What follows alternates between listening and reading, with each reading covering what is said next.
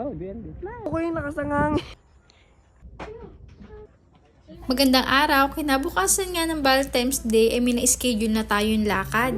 Pero malapit lang din naman ito dito sa amin at hindi na kami lalabas ng Santo Tomas. Hindi na nga po kami nakapag-almusal dyan dahil pagkagising namin ay naligo na lang kami at eto gora-gora bells na. At for today's lakad nga ay kasama natin ang ating alagang si Uno. Dalawang tricycle nga po kami at yung nasa unahan ay si Papa Bernard ang nagdadrive nun. Sa tagal ko na nga po dito sa Santo Tomas, ngayon ko lang nalaman na may ginagawa palang expressway dito sa may San Felix, papasok. Aba, akalain nyo yun nakadaan yung mga tricycle natin sa expressway. Char. Kahit nga po itong alaga natin sa Uno, aba parang pil na pilang nakikita niyang view.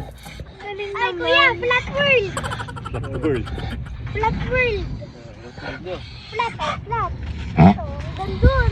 Eto nga po si Kuya Brett ay nakisabay sa pagtakbo dito ni Uno dahil napakalawak ng tatakbuhan nila dito. Ilang minuto nga nagmasid-masid lang tayo at eto, pupunta na talaga tayo sa totoo natin destinasyon. Napakaganda ng paligid, green na green. Si Mickey pa nga ay natatakot bumaba kasi padaos-dos nga. Talaga namang hindi sanay.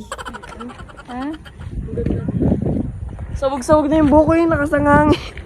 Ang ganda pa ng buko nung umalis tayo. Ay, akala may kami pauwi ng Quezon. Pero hindi. Dito lang din po ito sa Batangas. Ito daw po yung ginagawang expressway. Dito sa San Felix lang to, Santo Tomas. May kamag-anak po kasi dito sila, Papa Bernard. Birthday ngayon. Magkakalamay daw po kami. Nakakatuwa, ang ganda po dito. Kasama nga rin po namin ang aming alaga. Happy family. Si Kuya Brent, ayun, nandun. Nabibidyo rin ang kanya. Yung daan niya talaga, parang bukid vibes talaga. Nakakatuwa. Siyempre, kapag nahabukid, may kalabars.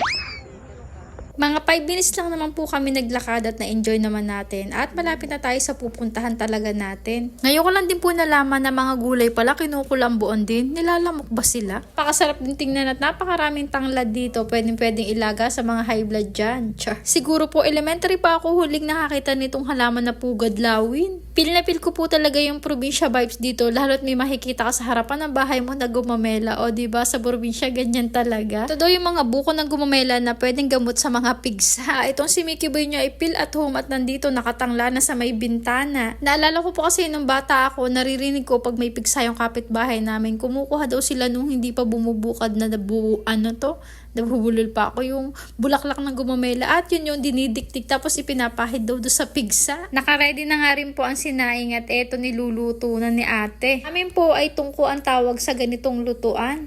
Dito pa nga po ako lubos na natuwa dahil elementary pa talaga ako nakatikim ng pilipit. Sa inyo ba? Ano pong tawag dito? Pagkarating nga po dito ay syempre chikahan dito, chikahan doon, walang katapusan chikahan. Nanguha rin nga po kami dito ng bataw dahil gusto ni Tita Adi na magbulang lang. Inayos niya muna yung mga platong disposable para hindi na daw po mahirapang magugas mamaya ng plato. Dahil nga medyo marami kami, ay kumuha rin siya na ibang gulay na makikita sa paligid.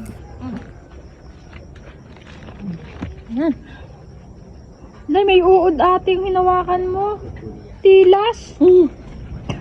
Eto nga po si Kuya Brent ay gaya-gaya at makikikuha rin daw po siya ng gulay dito sa paligid. Kaya ayun, sumama kay Tita Adi. Kung matatanaw nyo nga po, ayun, medyo malayo na. Ito ang kagandahan sa may lupa dahil malaya ka makakapagtanim ng mga gulay.